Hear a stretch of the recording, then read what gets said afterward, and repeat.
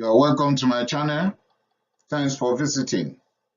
Today, I'll be taking you through syphilis, and I've tagged this A to Z in the sense that I have put together different presentations that I've published on syphilis.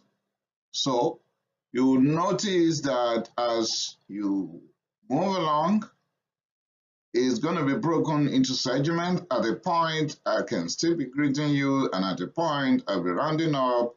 It doesn't mean anything until you have reached 1 hour, 57 or 58 minutes. So it's going to be in segment that when you put everything together, it's going to make sense that that is all you need to know about syphilis. Syphilis 100%. Without further ado, let's go. Syphilis. A quick glance at possible risk factors. Poor head facility, poverty generally. When it comes to race among in blacks, the presence of other socially transmitted infection, incarceration in prison, being a sex worker. Pregnancy, in fact, false positive is very common with that. Intravenous drug use, being in younger age group like 20 to 30, unsafe sexual practices with anal, oral, or genital, being a member of vulnerable population, a child delivered to a mother with syphilis, the presence of HIV, and previous syphilis. Please remember to subscribe to my channel. I'll be sharing. Syphilis. Let's see 31 differential diagnoses.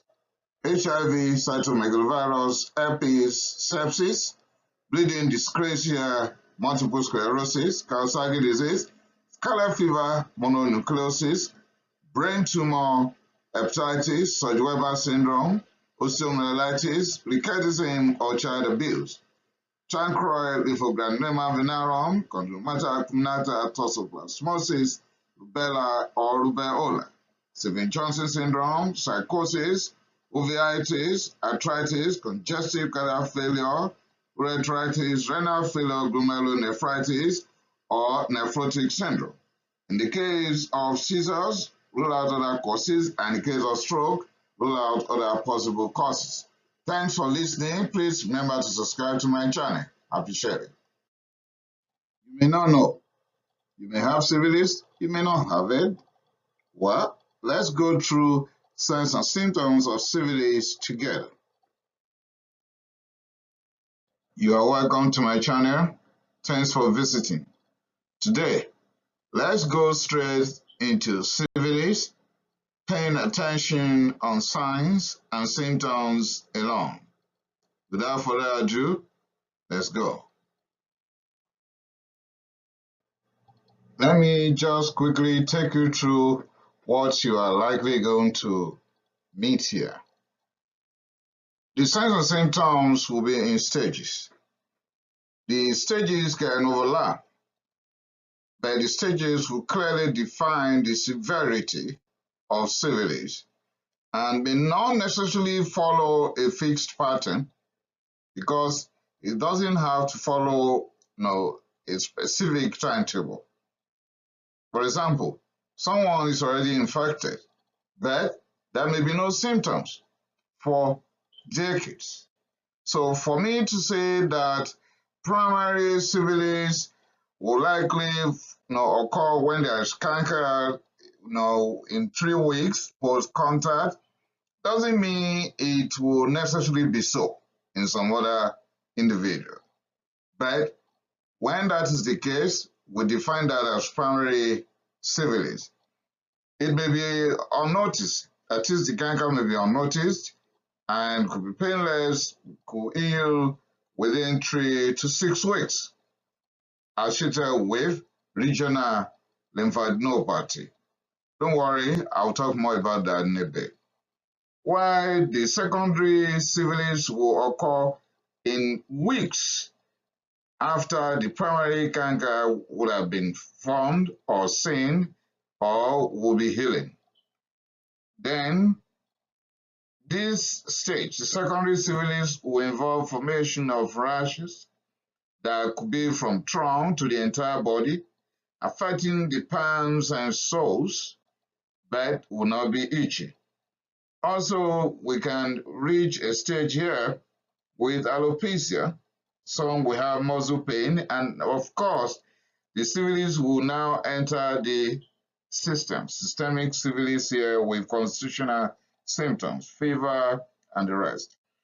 Then the throat could become swollen here, and then the lymph node will no longer be regionalized. Remember, under the primary with canker, the lymph node alignment will be regionalized, but under secondary, it will go beyond that.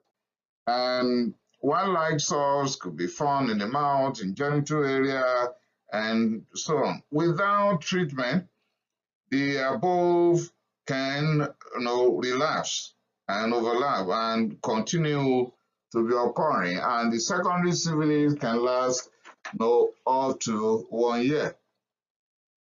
Now, early latent. When something is latent, we are trying to say that nothing is happening, but it has the capability of happening after some time. So at latent syphilis, there won't be any symptom, so it is hidden here and can be there for years. So that is latent. Late latent could even be there for as long as 25 to 30 years. Yeah. And then can progress from early latent to the next stage, which will be late syphilis. Primary, secondary, and early latent are all early syphilis, while tertiary and late latent will be late syphilis. So from latent could progress to tertiary syphilis. In tertiary syphilis, this is going to occur in about 1/4 of all affected patients, and specifically we'll be dealing with complications that is affecting the heart, like aortic insufficiency, and then could be dealing with gumatose formation. Don't worry, I will delve into that more later on. Then still on latent syphilis, late latent now, that is after the early stage has been passed, it's been there for a long time, 25 to 30 years. But in the case of neurosyphilis, well, this could occur at any stage. Yes, at any stage. All that is required is that the causative agent, Treponema pallidum, is in the circulatory system, and it has reached the brain or the spinal cord. In fact, syphilis affecting the eyes, the ears, the brain, the spinal cord will be grouped together as neurosyphilis. Still on the first note to take care of before listening to this presentation fully will be a slight touch on possible complications. And let me start with congenital syphilis, because this is a very big issue. When a pregnant woman is down with syphilis, might be unknown to her. That is why it is compulsory to screen for syphilis first day at the antenatal clinic. There may be miscarriage, yes. And when there's no miscarriage, there may be intrauterine growth restriction. If that is not the case, there may even be intrauterine fetal death. And if the woman is fortunate to carry the pregnancy to term, there may be stillbirth. And to those who even give birth to the babies alive, there may be neonatal death. Can you see this is a big issue? And another problem is the chances of having HIV is pretty high when someone is already down with syphilis. As a matter of fact, we screen for HIV in anyone that is positive for syphilis infection. Now, cardiovascular system. The heart valves could be damaged, leading to aortic insufficiency and aortic regurgitation. The ascending aorta could be destroyed. There may be aneurysm of the aorta, and that could lead to aortic dissection. That may lead to sudden death. As a matter of fact, when we are dealing with tertiary syphilis, we'll explain further about that. Then let me touch briefly on neurosyphilis, which could occur at any stage in the disease stage. So here, headache could be the presentation, the headache that they don't find the cause for, right? There may be stroke, there may be meningitis, there may be hearing loss, there may be visual problems, in fact, there may be blindness, and there could be dementia. Pain and temperature sensation could drop, and tape dorsalis might be a problem. In fact, there may be sexual dysfunction and even bladder incontinence.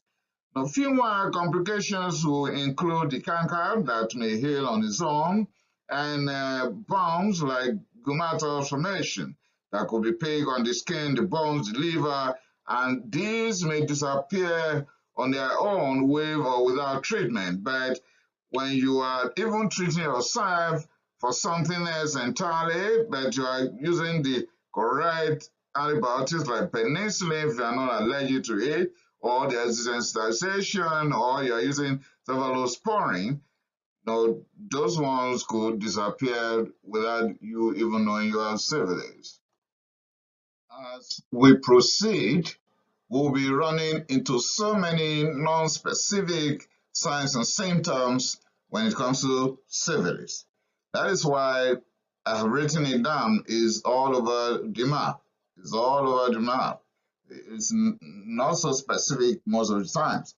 So, but certain dermatological lesions coupled with the history and serological investigations will help us arrive at definitive diagnosis for sure.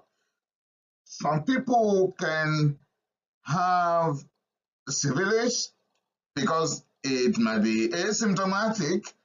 They will not even know, even the canker would have come and be healed on itself without any antibiotics. Or imagine a situation where someone is down with syphilis but unknown to him or her, and for another reason entirely, he or she has been given penicillin. And the penicillin is handling whether the pneumonia or any other condition that he or she is using the antibiotics for, but at the same time dealing with the syphilis at the background. Imagine that. So it's just like that, and can be in you for several years. And for several years, you won't know, and there'll be no manifestation at all. So that is it. So we have to follow these signs and symptoms very closely.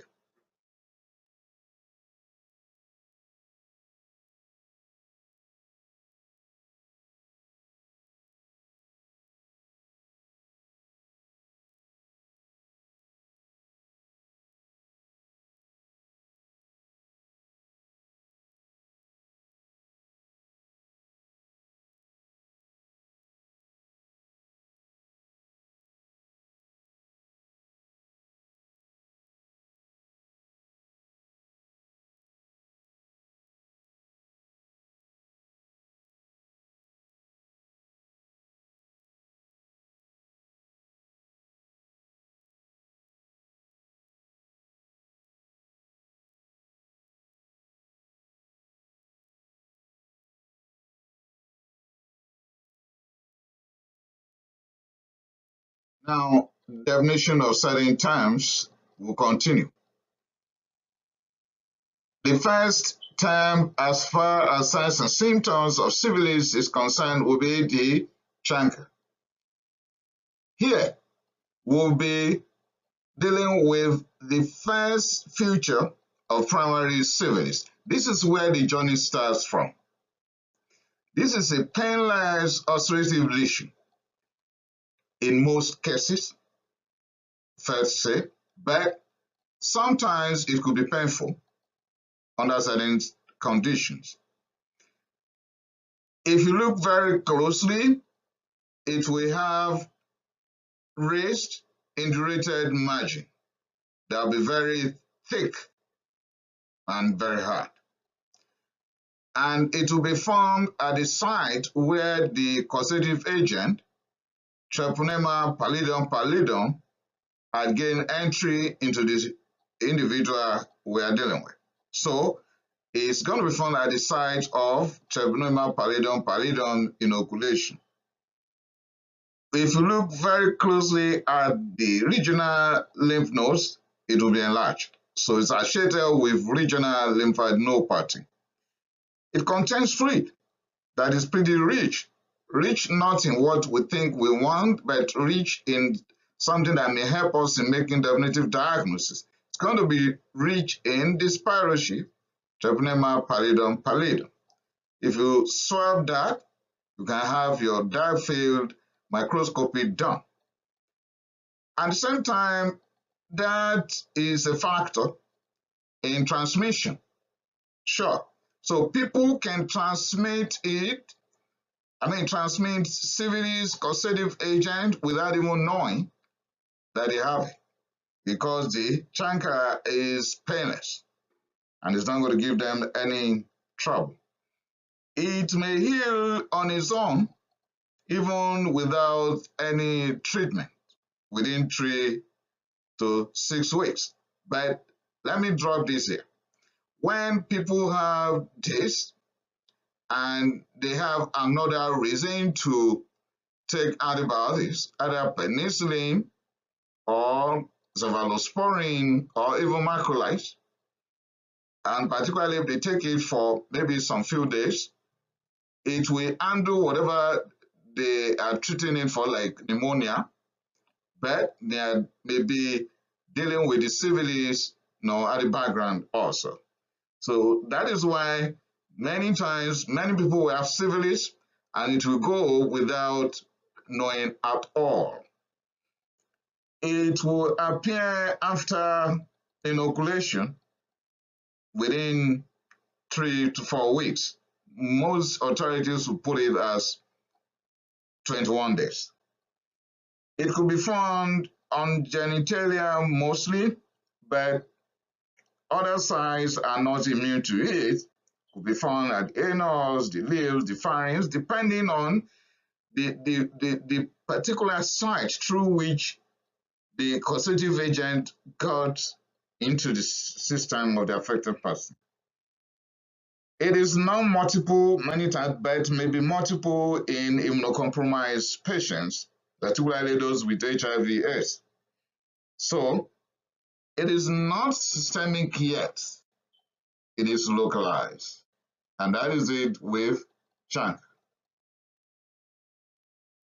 Still on definitions, let's check condyloma latum or condylomata lata.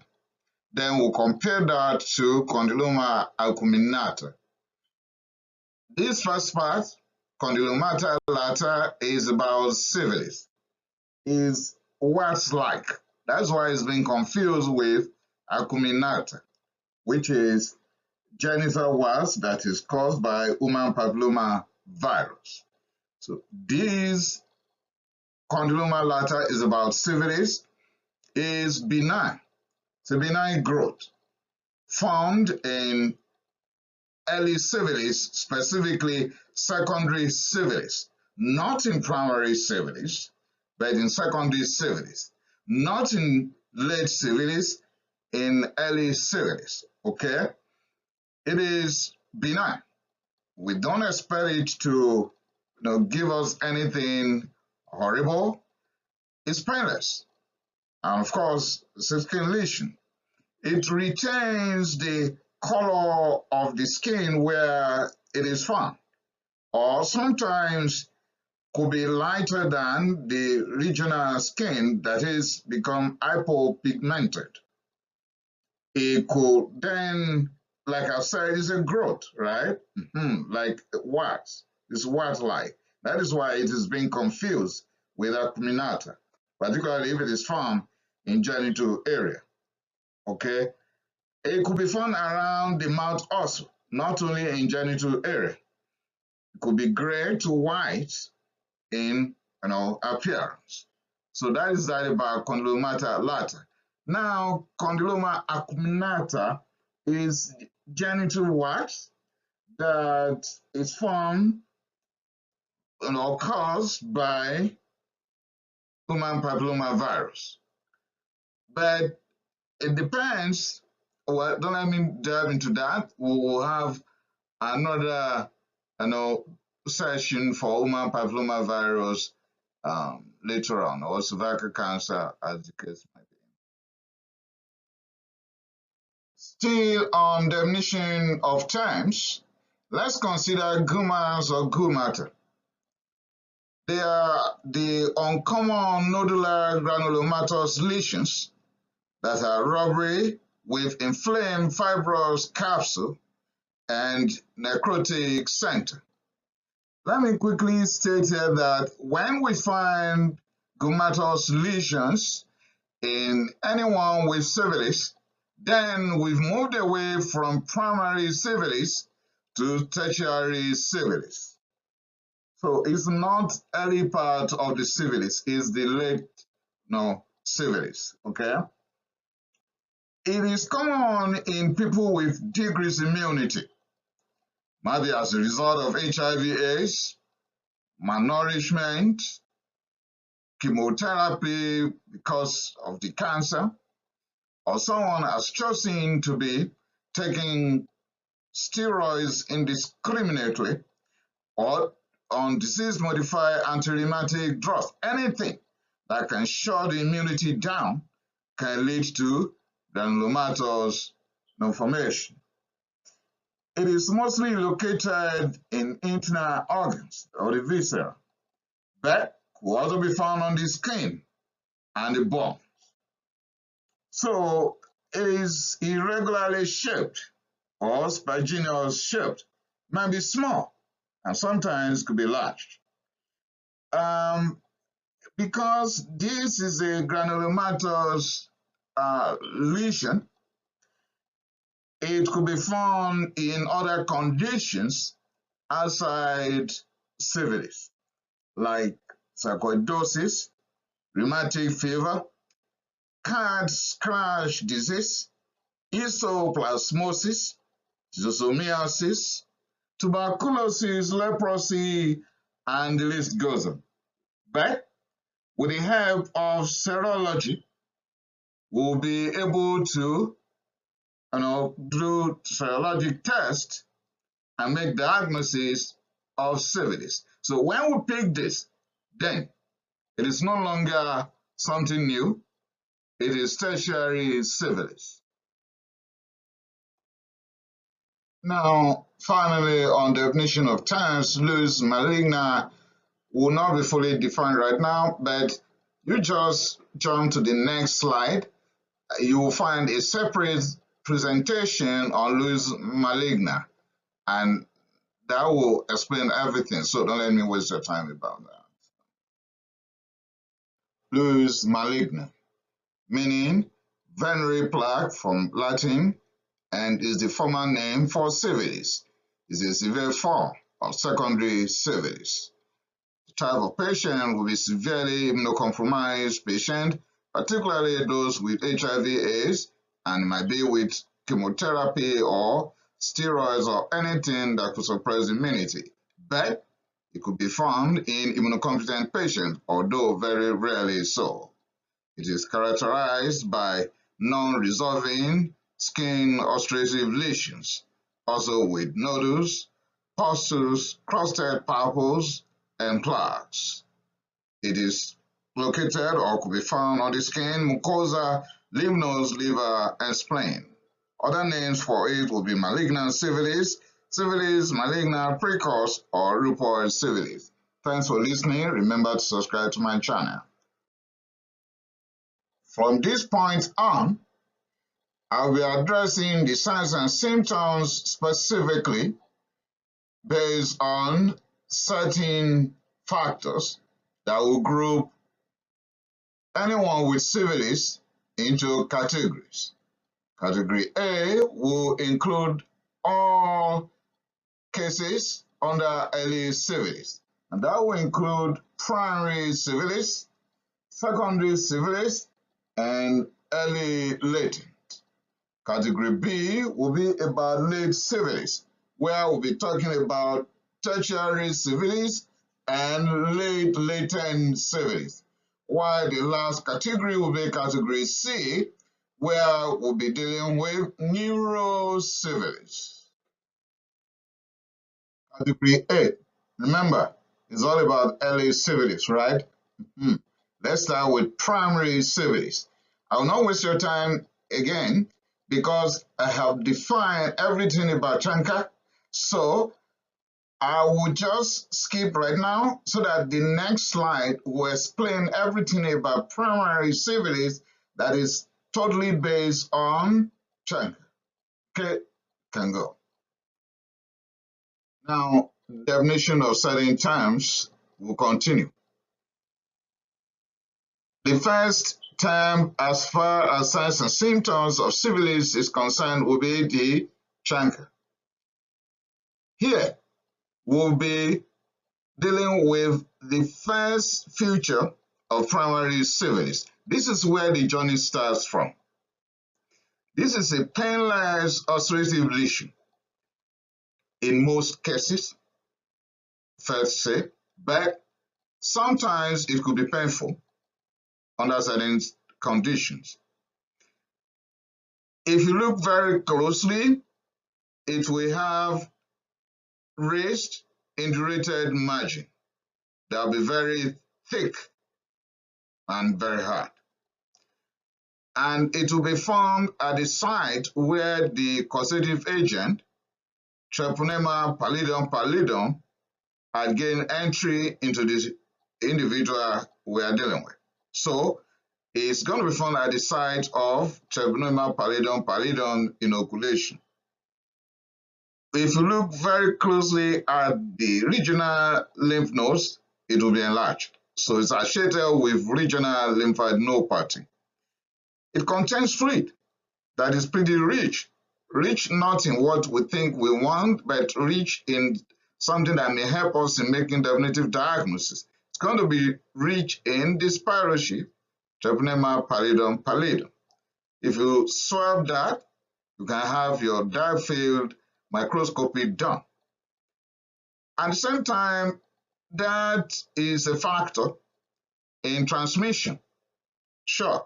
So people can transmit it, transmit syphilis causative agent without even knowing that they have it, because the chancre is painless and it's not going to give them any trouble. It may heal on its own, even without any treatment, within 3 to 6 weeks. But let me drop this here. When people have this and they have another reason to take antibiotics, either penicillin or cephalosporin or even macrolides, and particularly if they take it for maybe some few days, it will handle whatever they are treating it for, like pneumonia, but they are maybe dealing with the syphilis, at the background also. So that is why many times, many people will have syphilis and it will go without knowing at all. It will appear after inoculation within 3 to 4 weeks. Most authorities will put it as 21 days. It could be found on genitalia mostly, but other sites are not immune to it. Could be found at anus, the lips, the pharynx, depending on the particular site through which the causative agent got into the system of the affected person. It is non-multiple many times, but may be multiple in immunocompromised patients, particularly those with HIV/AIDS. So It is not systemic yet. It is localized. And that is it with chancre. In secondary syphilis, we are going to find some changes here that will be different from early syphilis. This is likely going to start in weeks to a few months after the primary syphilis, that is, after the development of the chancre. And here we'll be battling with loss of dermatological signs and constitutional symptoms. Let me quickly delve into the physical examination and the signs we are going to pick. We will pick rashes, that is characterizing secondary syphilis the most. Rashes. The rashes there could be all over the trunk, but look at the palms and soles very well. Then there may be drop in width, and then when you check for the lymph nodes, it's no longer going to be localized to the region of the chancre like a primary syphilis. No. This time around, it could be beyond one region like epitrochlear, axillary, inguinal, or femoral. And inconsistency is likely going to be firm and rubbery. It is expected to be non-tender, but could be slightly tender. Let me go back to the rashes a little bit. Like I've said, is the commonest characteristics of this stage. Appearing on the trunk and extremities could be pustular or papular, and there might be mucosal patches. Still, under dermatological presentation will be Syphilis-A Z, and that will be around the region where the primary canker had developed previously. Remember, I have a separate presentation on Syphilis-A Z, a separate slide, so you can just rewind back to get that. Still on dermatology, besides the mucosal patches, Syphilis-A Z, and the rashes, you can have alopecia. And in this case, it is called moth-eaten alopecia. Luis malignant could be present here. It is a feature of secondary syphilis. But the difference here is that it's going to occur in people with severe immunocompromised status. Like anyone having syphilis, having HIV/AIDS combined can have Luis malignant. You can reverse back to that presentation on Luis malignant also.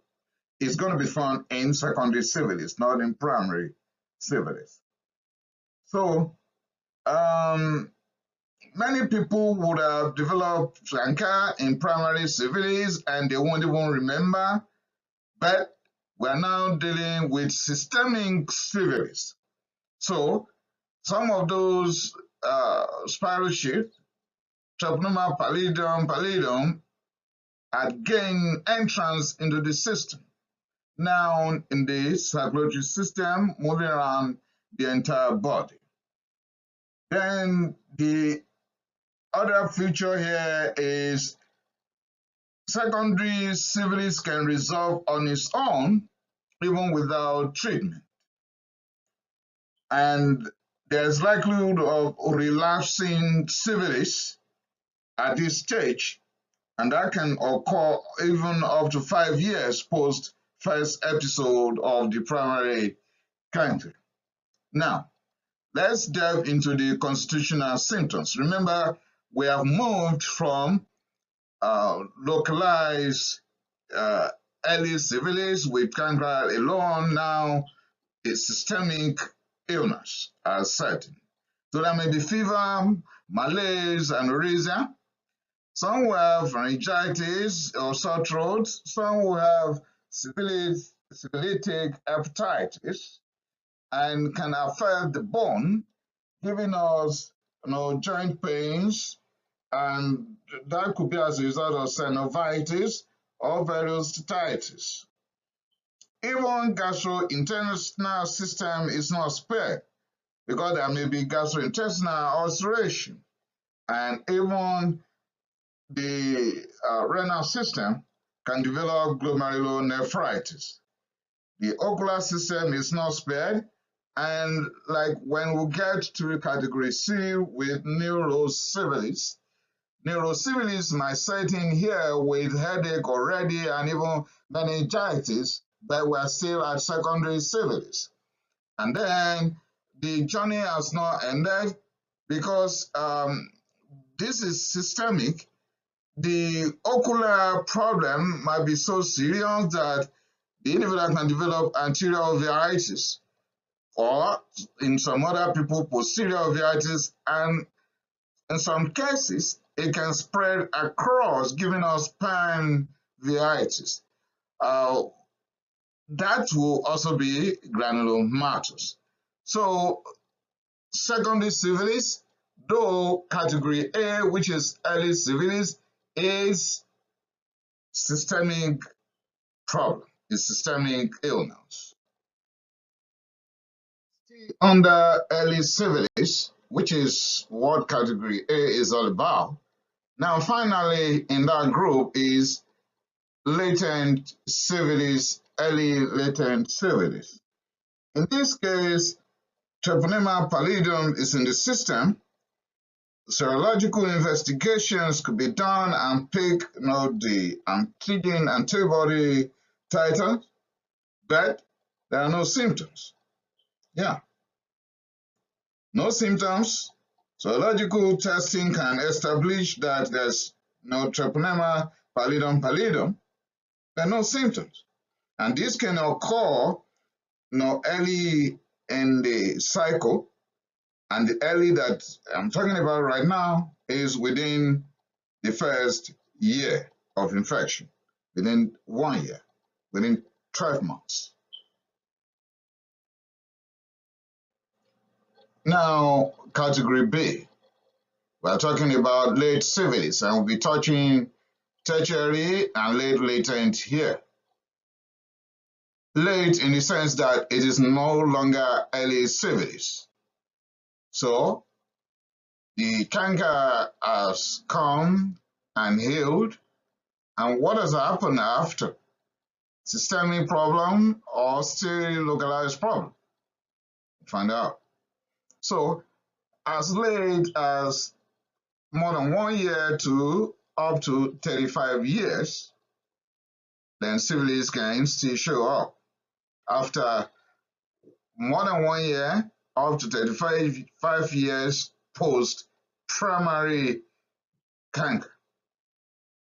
It may not be with experience of primary syphilis or secondary syphilis, meaning the individual might have not passed through everything we've talked about as per primary syphilis, or they did, they couldn't even remember that it existed. So they might have passed through the canker and they didn't even know until it has disappeared on its own. They might have passed through secondary syphilis, even with the rashes that is not pathognomonic per se, alopecia, constitutional symptoms, even affecting gastrointestinal system, blah, blah, blah, and they won't even know that it is secondary syphilis. So whether they have experienced that or not is immaterial.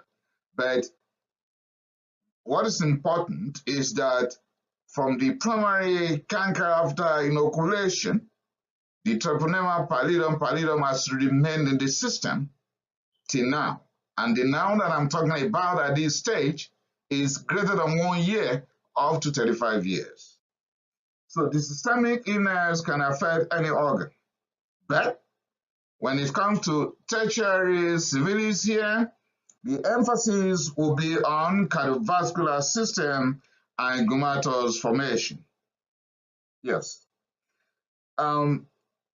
when the cardiovascular system is involved and gumars are formed. I won't go into that again because I have a separate slide already where I've explained everything about gumars the other time. So when we have both, then we're dealing with tertiary syphilis under late syphilis.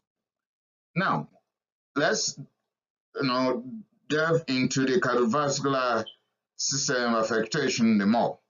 There might be trouble with ascending aorta. So with inflammatory process going on, aortitis, there may be aneurysm, aortic aneurysm leading to aortic dissection. And the valves could be affected, giving us insufficiency and regurgitation.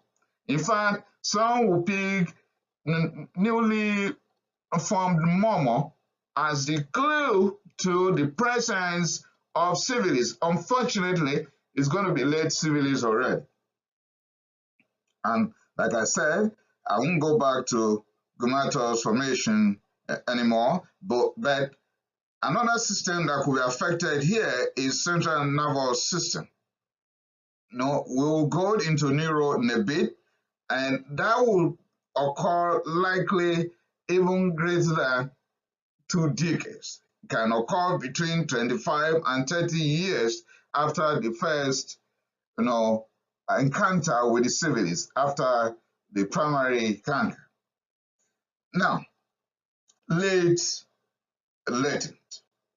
Remember, we've talked about early latent the other time, that serology could pick that antibodies are already produced here when you select a particular antigen to react, then you are not picking any signs and symptoms. But how will you know that it's late latent? Why is it not early latent? Early latent will point to the time that the canker was formed. And if you're able to get that and is within the first 12 months, within the first year, is early latent. No symptom, serology is picking in, the canker was formed within the last 12 months. Now, late latent, serology is picking in, no signs, no symptoms, but the canker was found in this man or woman more than 1 year ago. Primary canker was more than 1 year ago. Another situation when you're going to label this that, oh, yeah, it is late latent is when the patient can't even tell us that he or she knew that primary canker was formed in the year so. So when the timing of the primary canker cannot be determined, then we will just write it to be late latent.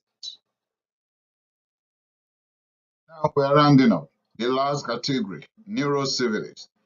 I will just brush through this because I'm going to have a full presentation on neurosyphilis separately later on. So for now, neurosyphilis can occur at any stage of the infection. So be it early or late, be it secondary or any time, neurosyphilis can occur. Now, early neurosyphilis can be asymptomatic or symptomatic, and it can present with meningitis that will present with high level of white blood cell count in cerebrospinal fluid with high level of protein, and maybe stroke with headache of unknown origin, and some will be down with ocular problems. Visual acuity can be down, decreased visual acuity, uveitis, and even blindness. Otologic affectation may lead to hearing impairment, even deafness. So when syphilis is affecting the eyes, that is ocular syphilis, or is affecting the ears, otologic syphilis, that is regarded as neurosyphilis. And with that, the treatment will be like that, with aqueous penicillin G, 3 to 4 million units, given intravenously every 4 hours, or 18 to 24 million units as continuous infusion daily, or for 10 to 14 days, as the case may be. Now, that's that about early neurosyphilis for now. There'll be a separate presentation on neurosyphilis generally.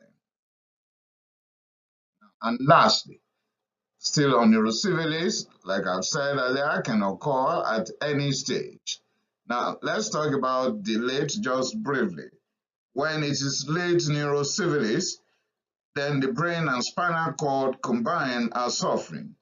There may be dementia and generalized weakness, generalized paralysis.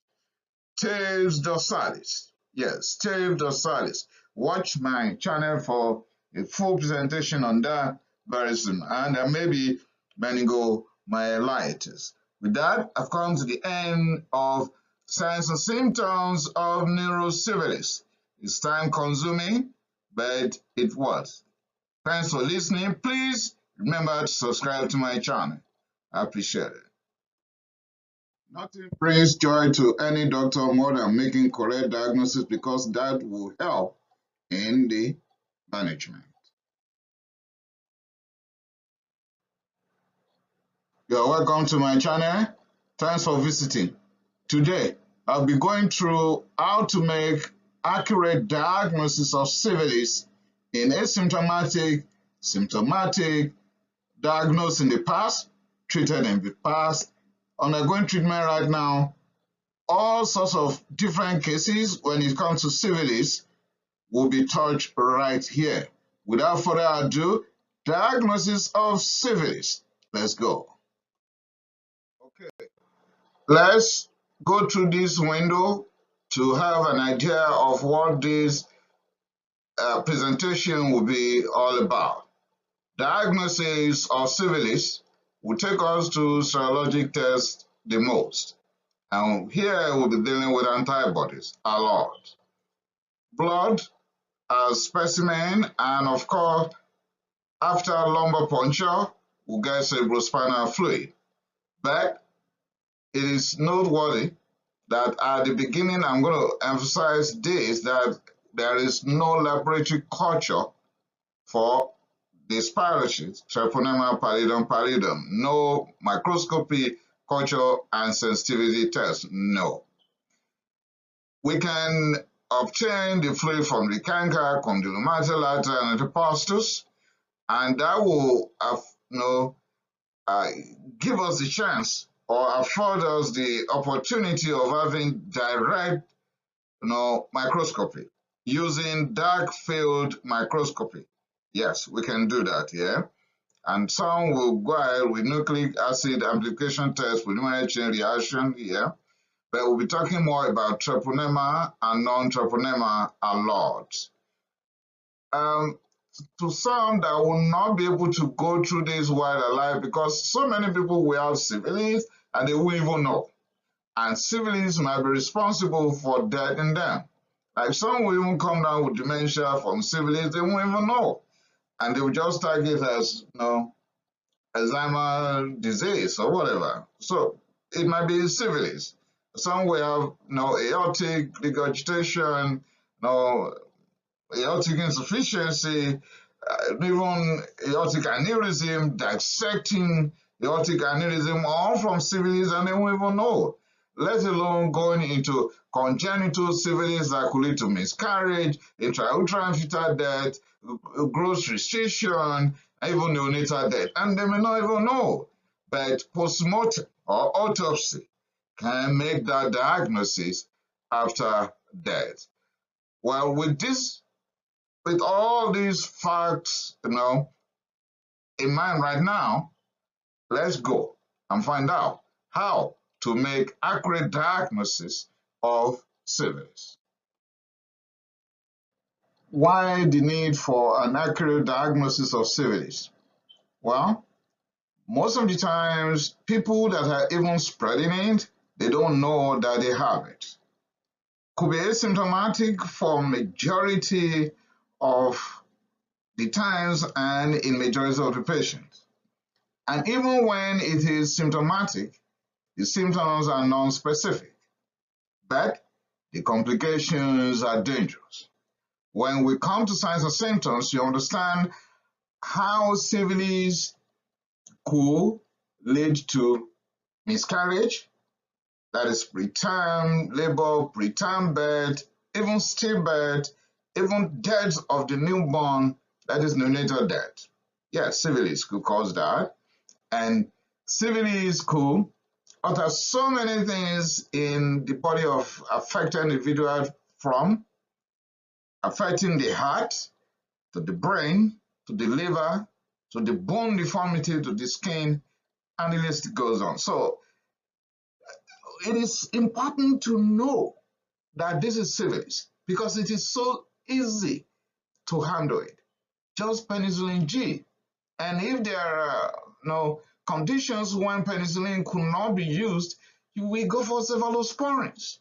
If we can't use that, let's try doxycycline or tetracycline.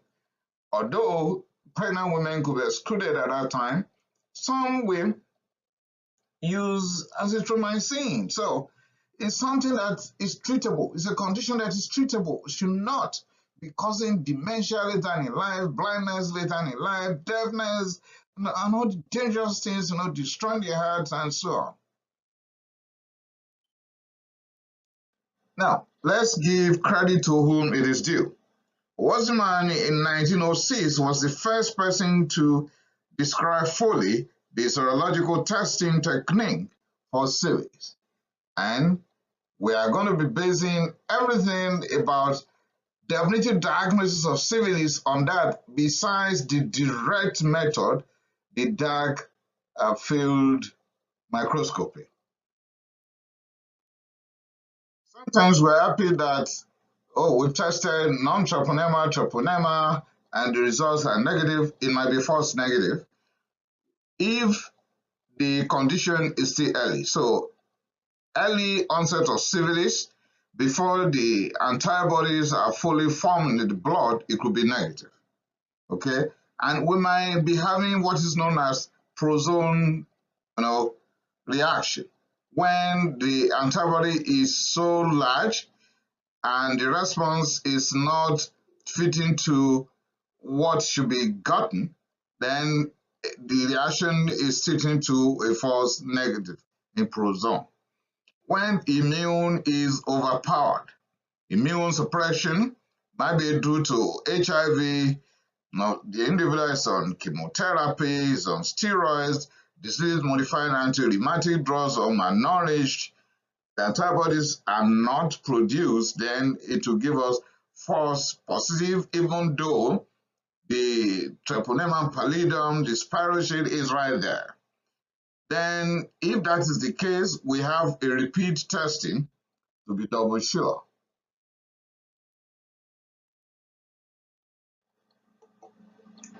False positive non-treponema test may be as a result of pregnancy, endocarditis,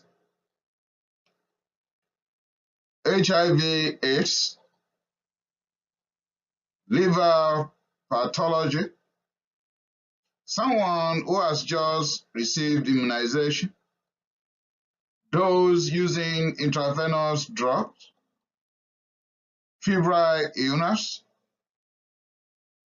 autoimmune conditions like rheumatoid arthritis, Sjogren's syndrome, Hashimoto's thyroiditis, type 1 diabetes mellitus, systemic lupus erythematosus, and the list goes on.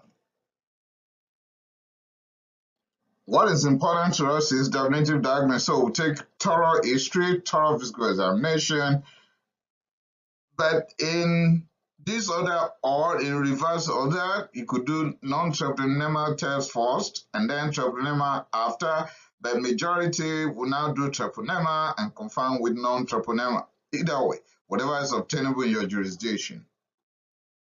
It's not everyone that will visit the clinic that will be tested. So, who should be tested? We'll take history. If history is positive for signs and symptoms of syphilis, we will screen. If the history is not pointing to syphilis, but the individual is at risk in what sense? Okay, unsafe, you understand, practices as per relationship, or multiple partners, or man to man, you understand what I'm talking about, or is a pregnant woman, or the partner is already diagnosed with syphilis, we screen. Or this is absent, but why don't physical examination we discover canker or condylomata later? Then we will swap and start testing immediately. Still on the list of who should be tested, if this individual had been diagnosed with syphilis previously but has never received treatment, today we will have the test done. If this individual had been diagnosed before but had not received adequate treatment, either the dosage or the duration of treatment had been inadequate, we would test today. The individual had been diagnosed before, had been treated, but we are concerned that he or she had been reinfected. Then we will go for full diagnostic procedures today. Still on the list of who should be tested, someone who had been diagnosed with sexually transmitted infection should be screened for syphilis if that has not been done before today. Why? Mostly pregnant and women of childbearing age should be screened for syphilis once any STI has been diagnosed. And anyone with HIV now should be screened for syphilis. Pregnant women, all pregnant women, the first antenatal clinic should be screened for syphilis. Unsafe sexual practices, if that is part of the history, then screening for syphilis is warranted. A partner is already known to be syphilis positive, or the partner is already diagnosed with other sexually transmitted infection, then my patient today before me should be screened for syphilis. Also, there is also in genital area, might not even be in the genital area, might be in the mouth, might be the lips. Please screen today. Or you are able to pick the canker or condylomata later, any part of the body, please swab and go ahead with syphilis screening. Tape dorsalis, neuro issue, please screen. Rashes on the palms and soles could be generally all over the body, but on the palms and soles might be something else, but first of all, rule out syphilis. Someone is having chronic headache, you've done everything to make definitive diagnosis, you're unable to get it, you've done your CT, you've done everything, you're unable to get it, please get the non-treponemal or dark field for syphilis today. Someone is HIV positive. Oh, sorry to hear about that, but let me rule out syphilis as well. Those already incarcerated or just released from correctional centers, let's screen for syphilis. And those who are doing this type of job, transactional, you understand what I mean? I don't want to break any of the YouTube rules. I don't want to mention the word directly. Meningitis, particularly aseptic meningitis. Or you are just confused. What is causing this meningitis? You've done your lumbar puncture. Why not just do protein, the white blood cell, then do veterinary disease research lab at the same time? someone is down with stroke, we don't really know the cause, screen for syphilis. Cranial nerve palsy without no specific origin or aortic insufficiency, and you understand what this is all about? We screen for syphilis if they sign consent. How often are we going to do this? You can be monitoring with physical examination and serology with rapid plasma reagent if we are dealing with early syphilis. In this case, the first visit we will screen for sure, right? Then still the early syphilis, particularly in pregnant women, every first antenatal clinics will screen for syphilis. Then it depends on the severity of the illness, okay? That will determine whether every 2 years in the case of latent syphilis or not. So the first visit will do that. All pregnant women will do that. Then it might not be so frequent if it is latent. It can be as late as 2 years or every year. And it could be every 6 months, depending on other factors, particularly if it is tertiary syphilis, still under late syphilis, but with no complications already, then we monitor more frequently, every 6 months. The frequency of monitoring when certain conditions like neurosyphilis with HIV or pregnancy, the follow-up will be more difficult. Then we monitor more frequently, as frequent as every 3 months in those circumstances. And it's better that we start with a particular treponemal test or non-treponemal test and continue with the same.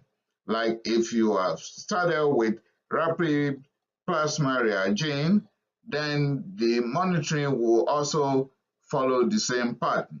But if it is neurosyphilis and you are doing a lumbar puncture with CSF and you are using VDRL, then the monitoring should be the same pattern with VDRL.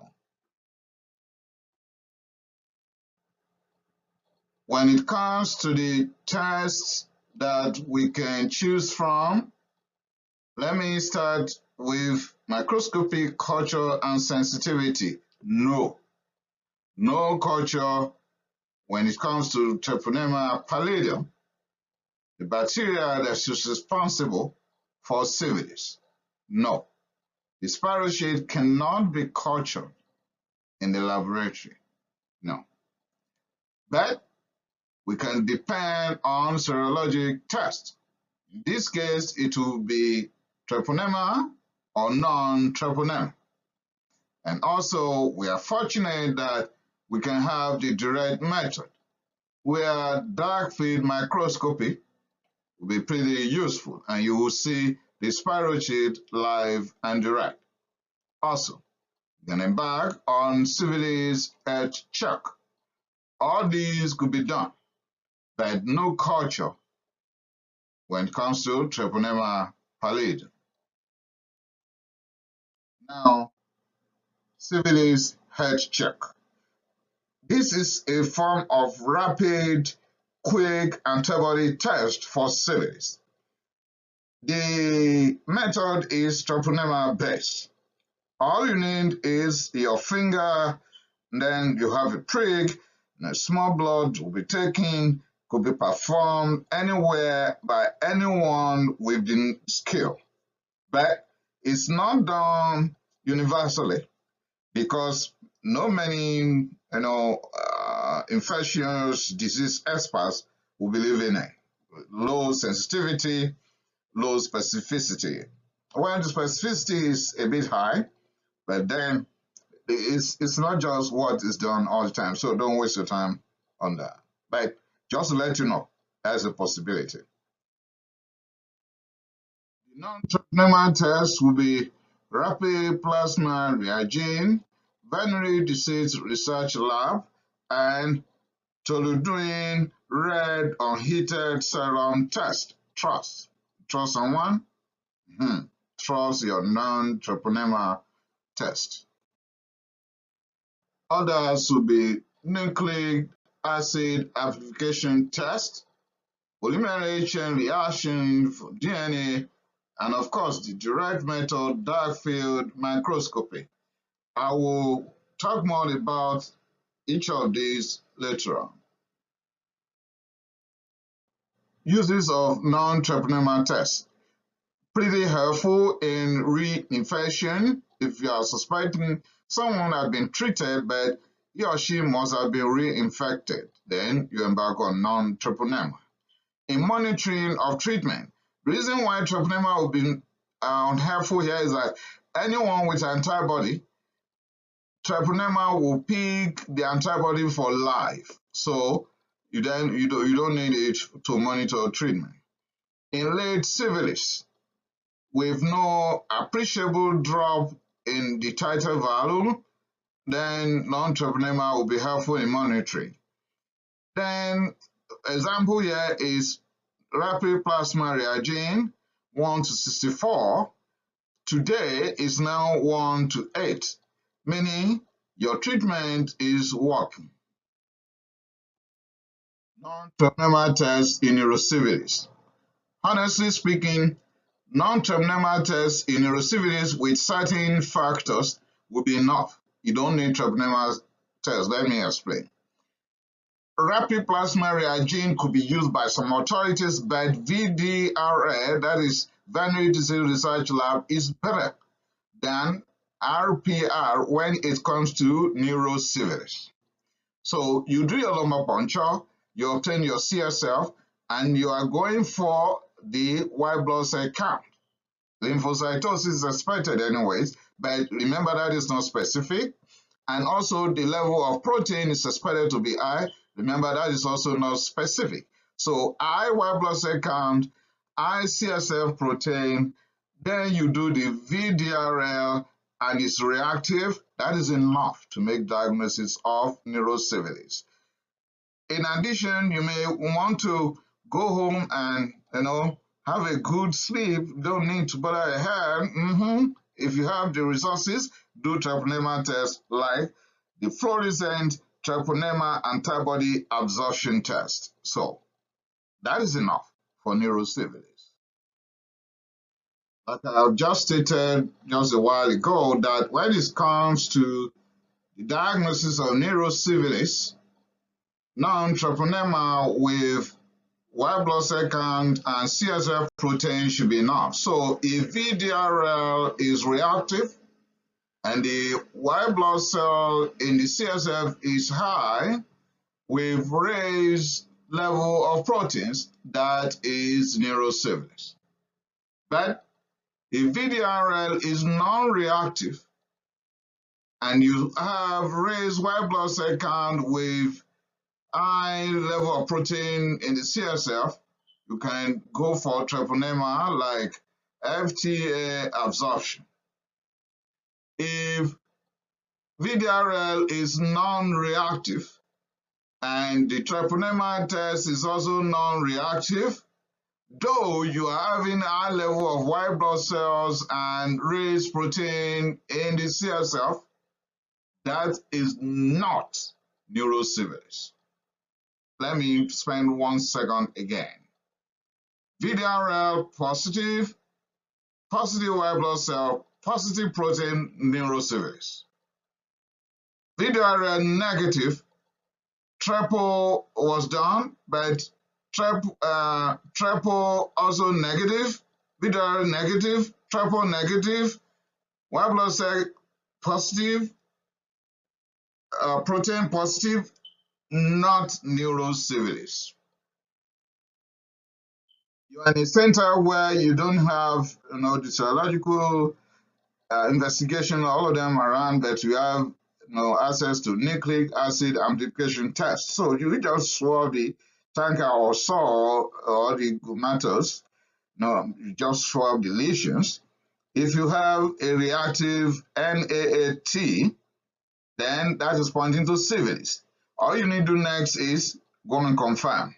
Confirm with rapid plasma reagent, RPR, or one of the treponema tests, FTA absorption or TPPA, as the case might be. For polymerase chain reaction, that is helpful, to detect DNA of treponema pallidum. Polymerase chain reactions to detect the TP DNA. You can get that done when you swab the canker on quadrilateral lata or any vesicle from the rashes from syphilis. But you can use any form of polymerase chain reaction, like classical reverse transcription, quantitative or whatever. It's not the best in asymptomatic patients. It's having low sensitivity. Either use the blood sample or cerebrospinal fluid from lumbar puncture. Even when it is reactive or positive, we'll still go ahead to confirm that with treponema test. Definitive diagnosis could be done once using the direct method, like direct fluorescent antibody or dark field microscopy. You just look at the spiral sheet directly. You will see the treponema pallidum, with spiral, stuff, everything. You just see directly under the dark background. That's very rapid, very quick. You use X-ray, you will see the treponema pallidum, but it is complex, so it's not readily available everywhere.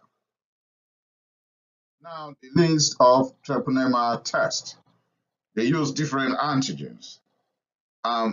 TPPA is treponema pallidum particle agglutination assay, while MHATP means microhem agglutination test for antibodies to treponema pallidum, while TPEIA simply means treponema pallidum enzyme immunoassay, and that is the one that is commonly used or mostly used. FTA-BS now means fluorescent treponema antibody absorption. Why CIA may not mean what you think of, it's not the one in US, is chemiluminescence immunoassay. Point of care test. Mostly, that will involve the use of treponema tests. Okay, we've gone through the list of them, right?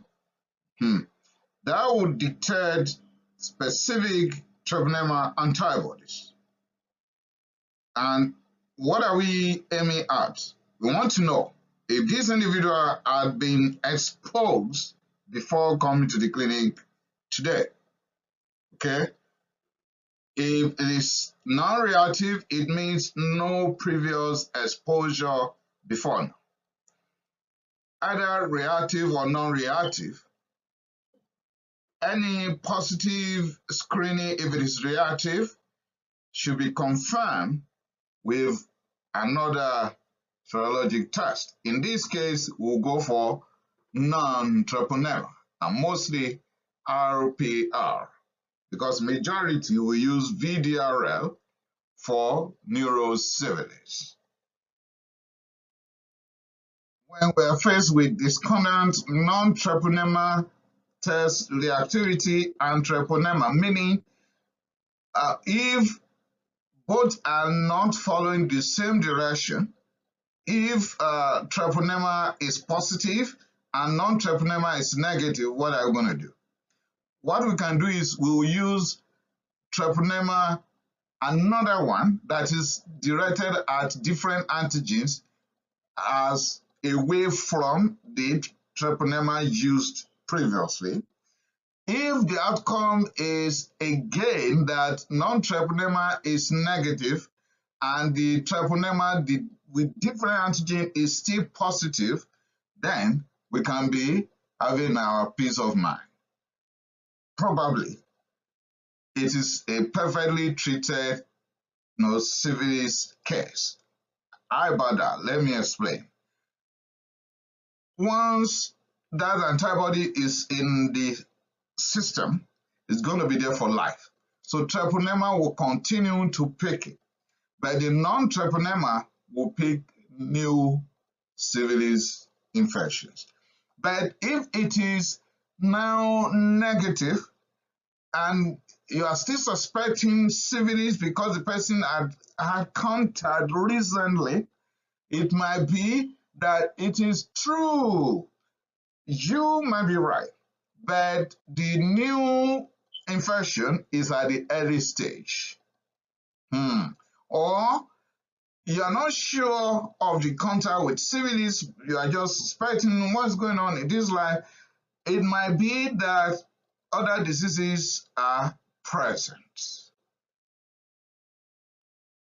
Still on discordant non-treponema and treponema, if you are strongly suspecting syphilis but treponema has remained non-reactive, then it's likely that you are not wrong.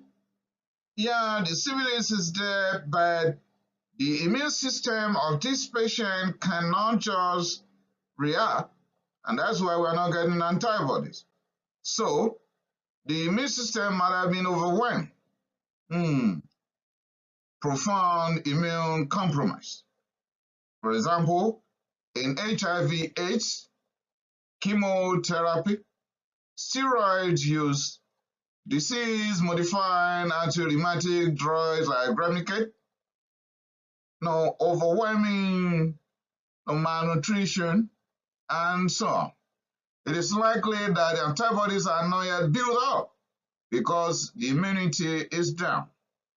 Or something has happened, antibodies have been built, it's not immune compromised state, it's simply because the antibodies are from clump.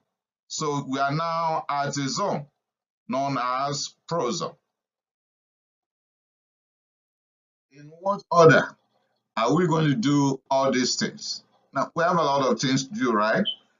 If the history is positive today that this is likely going to be syphilis, and on physical examination, we're able to pick chancre or condylomata lata, and rashes are there at the palm and soles, but we have the rapid plasma reagent down and is non-reactive. Why? We are not going to send the patient home. We'll just start empirical treatment today and seek the indulgence of the patient to please come back in a month and we'll repeat the test. Still dealing with what order? In what order? If we have non-treponema first, if it is positive, then we do treponema. But some will go straight to treponema and then confirm with non-treponema. It depends on what you are being taught, in your class. Follow whatever your prof wants, but so many centers do it, the way they like. Treponema first is more common, and then confirm with non-treponema. So for confirmation of treponema, whether or not the non-treponema is reactive. Still going through what order to be followed. If the individual is asymptomatic or there's no risk identified and non-treponema is non-reactive, that is the end of the road. There's no need to waste the money of the patient in the countries where patients pay per everything. That is it. No syphilis. Let me explain again. I'm not going to rush to leave here. Asymptomatic, you cannot identify any risk.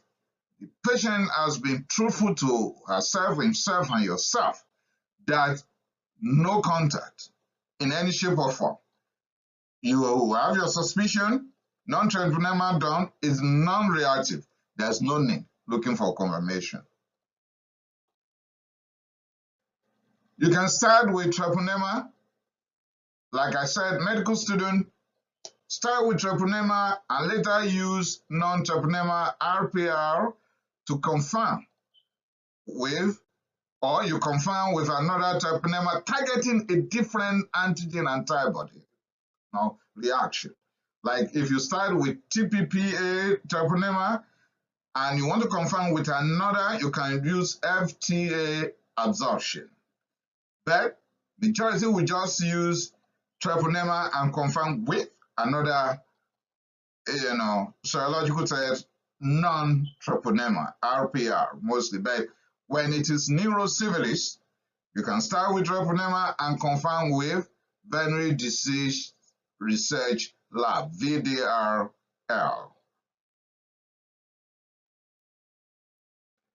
There are certain interpretations. Reactive RPR with positive FTA absorption is syphilis. That is diagnosed. Reactive VDR CSL with high level of white blood cell plus protein is neurosyphilis. I've said that earlier. Positive non-treponema with negative treponema will likely be false positive. Past syphilis with reactive RPR and FTA absorption, then check for increasing titers and comments on the treatment, whether you are winning or no, you are not winning as per the treatment. No past infection, but both non-treponema and treponema are reactive. Then we will treat according to the stage of the syphilis today. If this is asymptomatic but reactive, we will treat as latent syphilis. Treated in the past, that will have a different interpretation. So, treated in the past, let's get all the records today. Let's compare the titers over the months or years to the post-treatment titer. But we must use the same test type. For example, if they have used VDRL before, we have to use VDRL today. If they have used RPR before, we have to use RPR today. Then we'll check the clinical state or whether this patient is pregnant or not, and some other associated risk factor or factors, because we are treating the human being, not the laboratory record alone.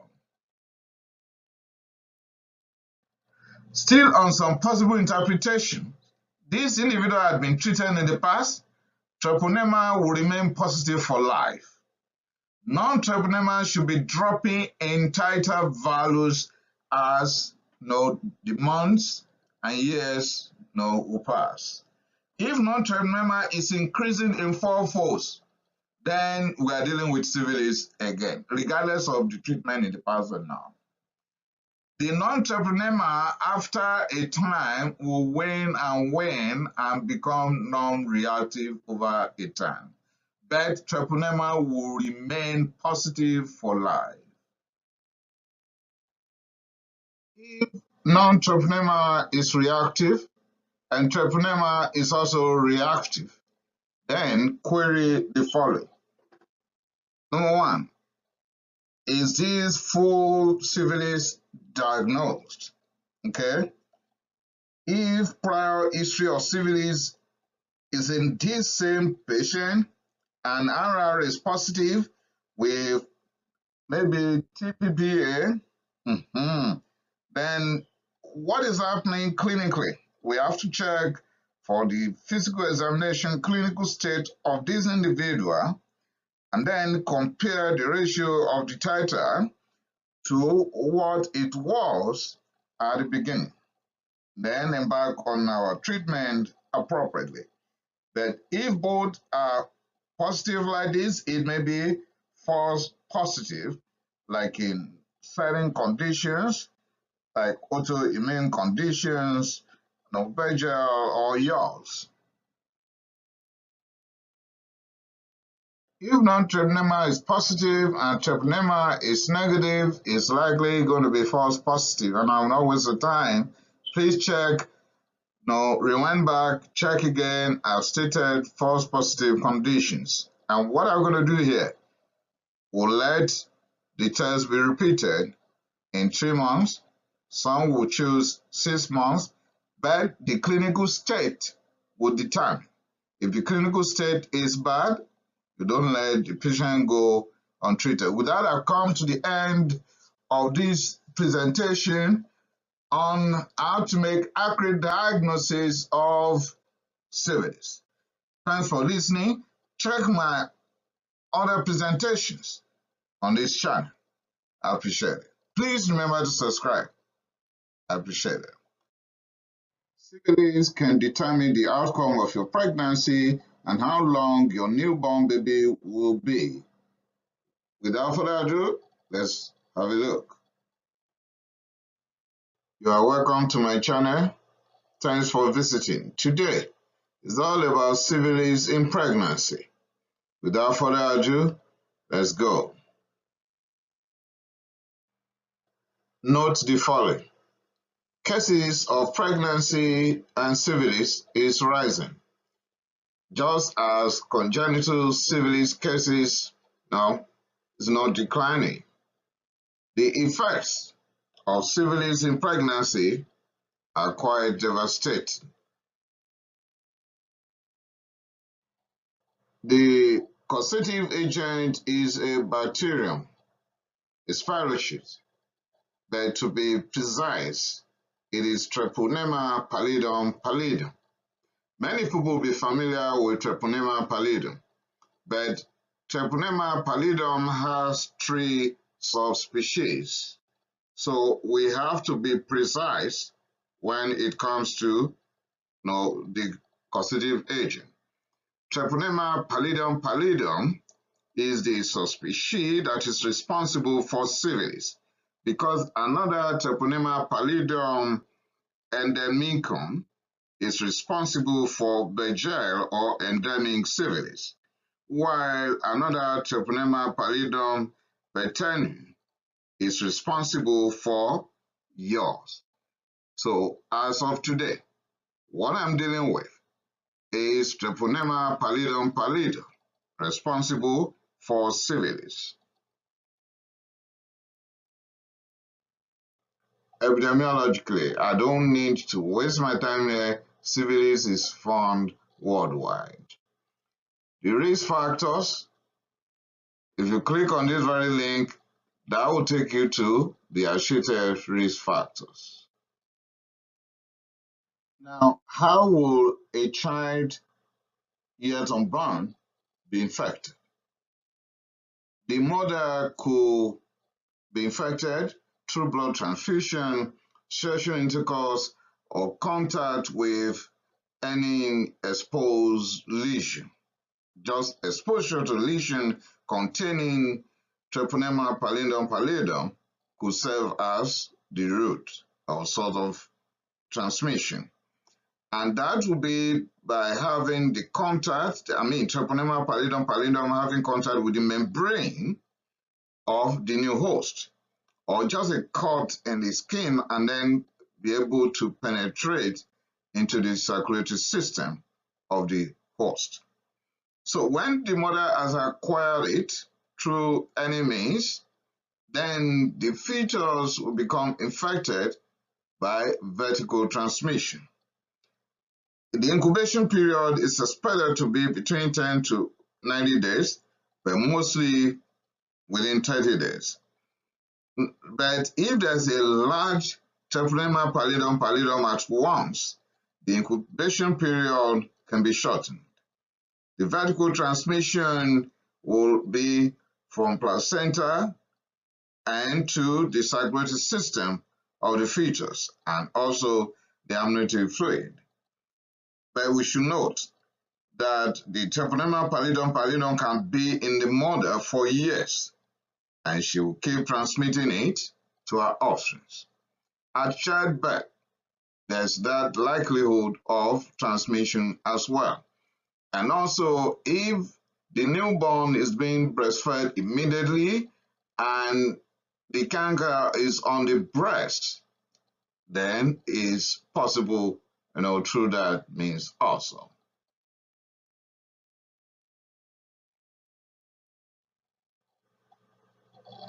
Diagnosis.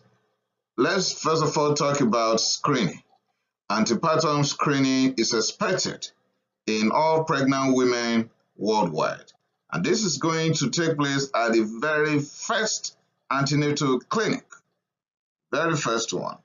But if the woman is of high risk group, we will then do it again between 28 and 32 weeks gestational age, and also at delivery. If we are not sure of what has caused the stillbirth in these women, in the previous pregnancy or pregnancies, and the woman has never been screened before, then we will have to screen even at delivery. Let me explain. If this woman had not attended any antenatal clinic, but the history is right there that in the past she had stillbirth, even miscarriage. We don't know the reason, or even neonatal death in the past, but she has not been screened in this very pregnancy right now, and she's at the point of delivery. We will still screen at delivery today. If accidentally the pregnancy has just been diagnosed while investigating this woman for another disease condition entirely, or just medical checkup generally, then we will screen for syphilis today. If this woman has been screened for HIV and is positive, then we will counsel that she will need to be screened for syphilis also right now. About other processes involved in the diagnosis and staging, let's go to the next slide. Okay, if we have screened this woman and she's positive, she has syphilis, and we want to know how far it has affected the fetus, or this is a woman we've never seen before, and the status, whether positive or negative for syphilis, is not known. We will screen the woman. If she's positive, we will want to know how far with the fetus also. So we can have ultrasound done, and we'll be looking for enlarged liver, hepatomegaly. We will check for the placenta and see whether it is thick edematous enlarged, which is placentalomegaly. We will see the amniotic fluid level. It's likely going to be more than expected, polyhydramnios. We'll check for eye drops. And of course, take blood sample to know whether we are dealing with anemia or not. This could be done at gestational age of 20 weeks and above. The ultrasonographic diagnosis in fetus that we've just talked about is not specific for syphilis. Okay, now to make diagnosis of syphilis generally, please kindly click on this very link, because I don't want to waste your time going through all the different serological investigations, non-treponema, treponema, dark field, and the rest. When you click on this very link, you will get all the pieces of information on how to make accurate diagnosis of syphilis generally. For signs and symptoms of syphilis, please kindly click on this very link. This will take you to a full presentation on signs and symptoms of syphilis. Let's go through the summary of possible effects of syphilis in pregnancy before birth, while the fetus is still in the uterus. There may be spontaneous abortion or miscarriage, or if that is not the case, the fetus is growing, it's not aborted, there may be intrauterine growth restriction or intrauterine fetal death. But the baby is out of the womb, well, there may be preterm labor and premature birth. In fact, the product could be stillbirth. What about the baby that has been delivered? Well, there may be neonatal death, and to those who will not die within the first 28 days, which is neonatal death, there may be congenital, features. Effects or features of congenital syphilis. So congenital infection will give us congenital syphilis with its features later in life. Because I've made mention of congenital syphilis, I know that we cannot just keep that. We need to go into details as per congenital syphilis. So this link is provided to lead us to congenital syphilis. Kindly click on this very link to get more info on congenital syphilis, already published by me. There may be failure in treatment of a pregnant woman having syphilis, and why that? It might be because there is high level of treponema load, or because of the changes in penicillin kinetics, when there will be faster elimination and lower level of plasma concentration of the penicillin, and also might be as a result of no time enough for fetal therapeutic response. Now, as per the treatment, please kindly click on this very link to lead you to the treatment of syphilis generally. But let me add some other pieces of info to this very one. Here, syphilis in pregnancy, if you treat the mother, the expectation in almost 98 to 99% of the times is fetus will be fine. But in 1 to 2%, it may not be so. Also, no tetracycline here. And don't give ceftriaxone close to delivery. Ceftriaxone has the capability of liberating bilirubin from the abdomen and giving us jaundice. And there's a weak recommendation for the use of erythromycin and azithromycin. But the penicillin that is our best friend might be a big problem in people with allergy. And if the capability for penicillin desensitization is not right there, then you can make use of ceftriaxone, azithromycin, and erythromycin, but not tetracycline, not doxycycline. Finally, there is eczema reaction becomes a problem that we need to be aware of when we're treating anyone with syphilis, particularly a pregnant woman, because of the effect on the fetus in utero. So kindly click on this link and I will take you there. With that, I've come to the end of this presentation on syphilis and pregnancy. It is pretty important that all pregnant women worldwide should be screened for syphilis because the effects of syphilis in the unborn child and even after birth could be too enormous. Thanks for listening. Please remember to subscribe and remember to share this on your platform. I appreciate it.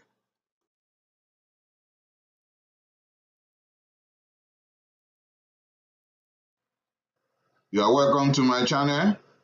Thanks for visiting. Today, let's jointly go over signs and symptoms of congenital syphilis together. There may be spontaneous abortion in a pregnant woman with syphilis, otherwise known as miscarriage.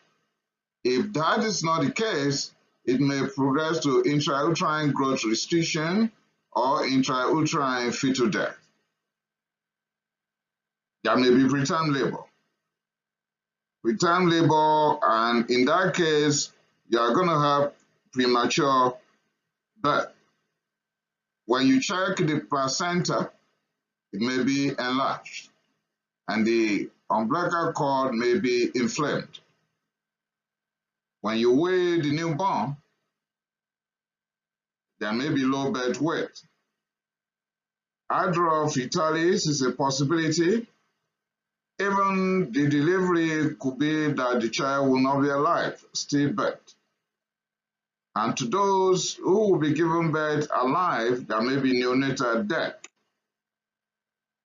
If the child survives all these above, then we may be faced with some other issues.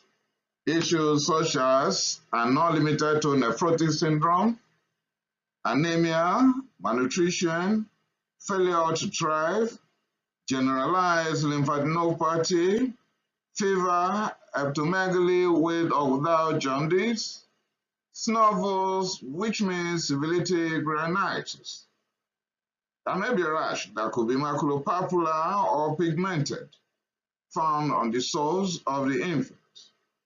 Maybe condylomata lata, and there may be associated bleeding from thrombocytopenia. White blood cells could be down, leukopenia, or raised leukocytosis. The frontal bones could be bulging, and there might be pseudoparalysis of parrot. This will be usually unilateral and in upper limb, but it could be found in lower limb as well.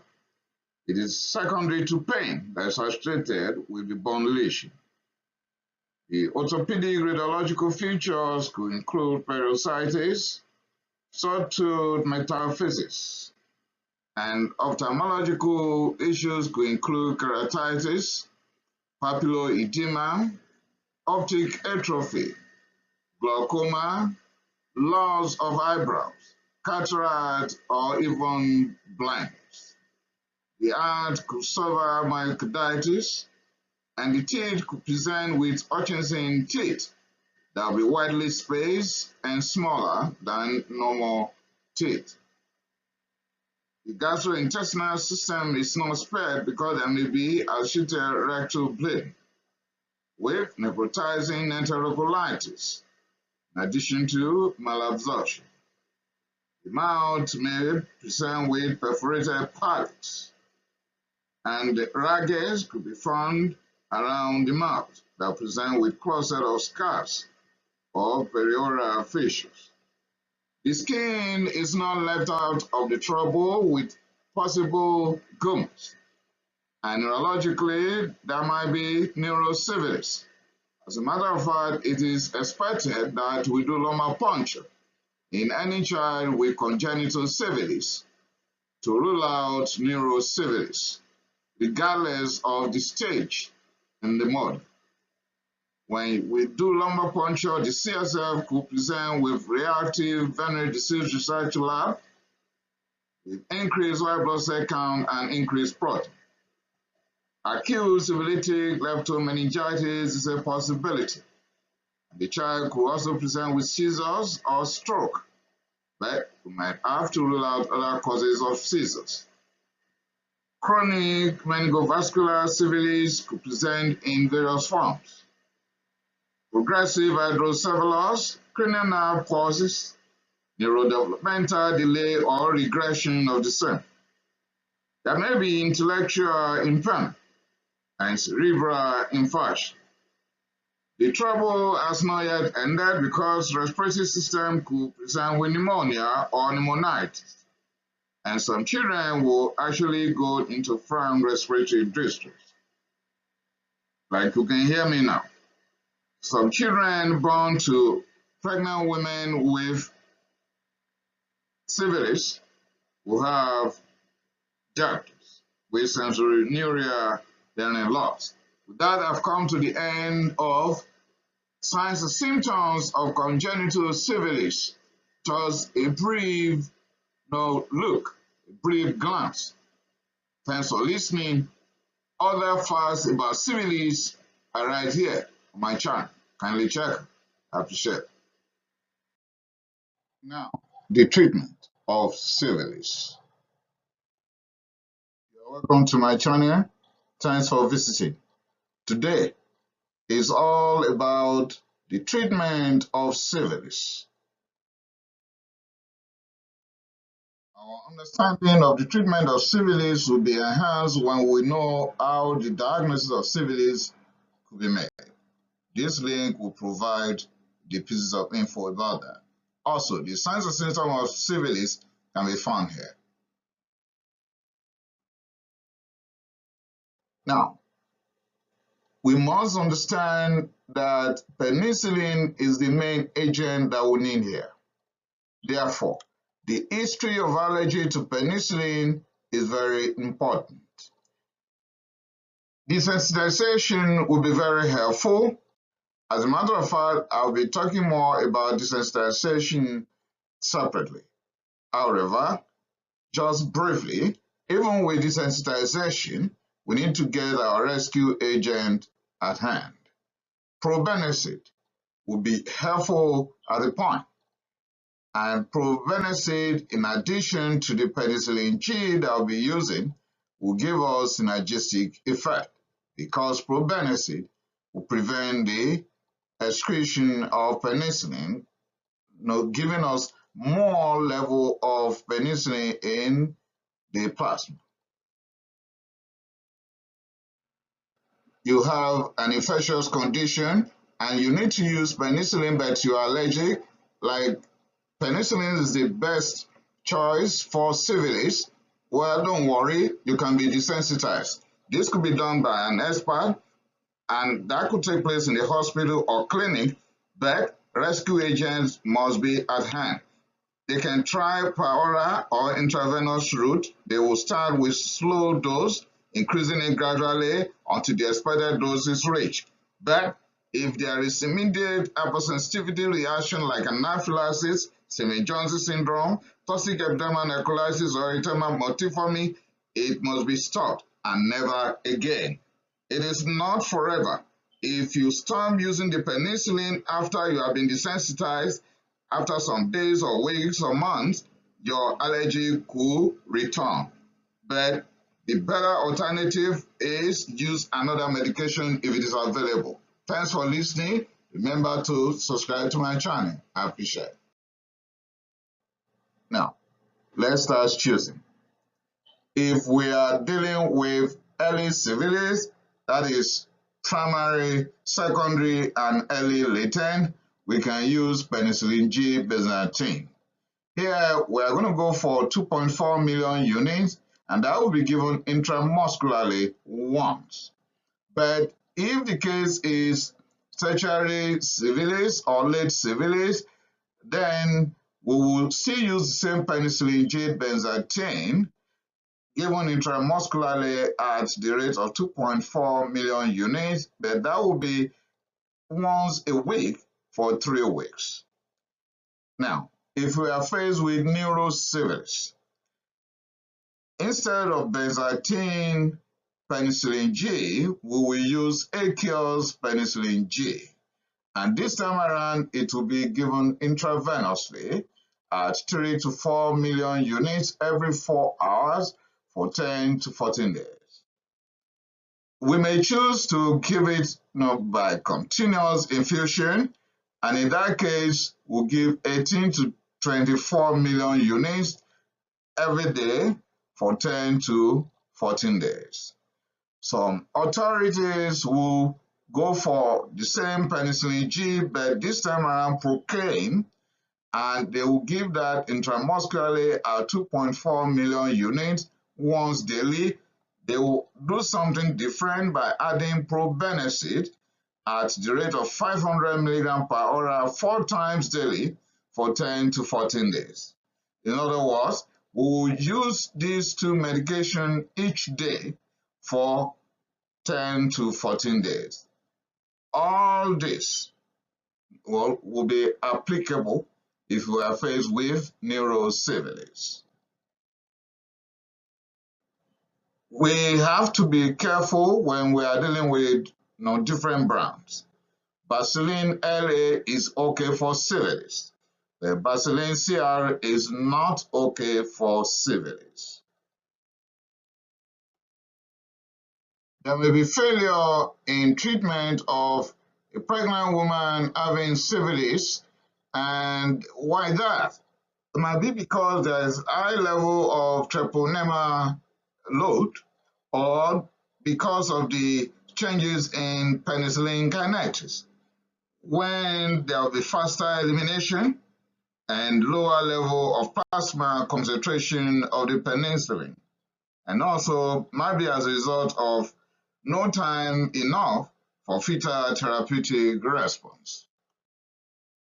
Diagnosis of syphilis, Lyme disease, or leptospirosis, Becher or yours, and you have placed the patient on antibiotics, but there's a reaction called Jarry-Zetzman reaction that may come up as a result of this. This will include constitutional symptoms with fever, vomiting, nausea, chills, headache, even rigor. And some will develop rashes, muscle pain, decreased blood pressure, increased heart rate, and hyperventilation. This reaction is now believed to have been triggered by the release of certain chemicals called cytokines like tumor necrosis factor alpha, interleukin 6, and interleukin 8 into the circulatory system. This is more common in HIV positive patients that have syphilis combined at the same time. The complications, particularly in pregnant women, will include uterine contraction, miscarriage, preterm labor, and fetal death. The treatment is essentially supportive with Tanolol or IV fluid. Some will use steroids, some will use tumor necrosis, factor alpha antibodies, and then you can raise the blood pressure with vasopressors. You can avoid penicillin in HIV, syphilis combined, but even when you use other antibiotics like macrolide, that doesn't completely erase the reaction. The reaction is expected to be transient, lasting between 24 to 48 hours, but it may be fatal when there's profound hypotension, leading to multiple organ failure. With that, I've come to the end of this short presentation. Please remember to subscribe to my channel. I appreciate it. Variability. Some will still use penicillin G benzathine to treat early syphilis, that is primary, secondary, and early latent, but they will do something different from what I've stated. So they will not give it just once. They will give a space of 1 week and repeat the same dose of 2.4 million units. In the case of late latent, when the individual is expected to get 2.4 million units weekly for 3 weeks, if you miss a dose within 1-2 weeks, that's fine, but greater than 2 weeks, you have to start all over. You start all over. Now, if the individual cannot tolerate penicillin, and we've done everything, but penicillin is just not the way to go, desensitization is not working or is dangerous, then we can go to the family of cephalosporins. Ceftriaxone will be helpful for us at the early part, that is primary, secondary, or early latent, we can give ceftriaxone intramuscularly or intravenously. You may choose 1 to 2 grams daily for 10 to 14 days. Or if we are dealing with tertiary syphilis, then we'll give ceftriaxone intramuscularly or intravenously 2 grams daily. Remember, the difference between this is you may choose 1 gram, but in this case, the tertiary syphilis, you give 2 grams daily for 10 to 14 days. However, we don't have the option of intramuscular route when it comes to neurosyphilis. In this case, we'll go for intravenous route only at 2 grams daily for 10 to 14 days. Amoxicillin may be employed, but not in neurosyphilis. Mostly it is limited to the early part, the primary, secondary, and early latent. In that case, we can give amoxicillin per oral at 2 grams with probenecid to help per oral also at 500 milligrams twice daily for 14 days.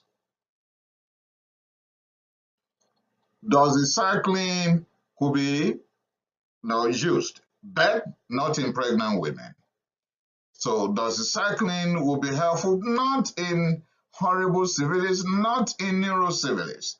Will be helpful at doxycycline per oral 100 milligrams twice daily for 14 days, or twice daily for 4 weeks or 28 weeks in the case of tertiary syphilis.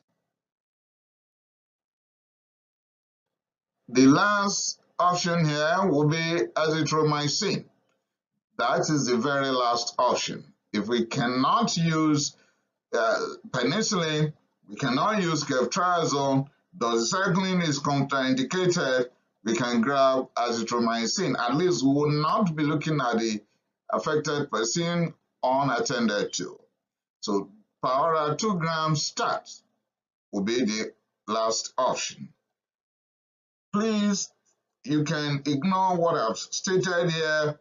You may make use of it, but follow the protocol in your jurisdiction or contact your pharmacist. With that, I've come to the end of this short presentation as per the treatment of syphilis. Thanks for listening. Please remember to subscribe to my channel. I appreciate it. In conclusion, do your best. Have screening done. No, practice safe sex. Save the next generation that will come through you. I'm talking to future pregnant women from the possible complications that syphilis may have on the newborn. Thanks for listening to all these presentations that are put together in segments. I appreciate your time. Let's educate ourselves and others around us. Remember to subscribe to my channel once again.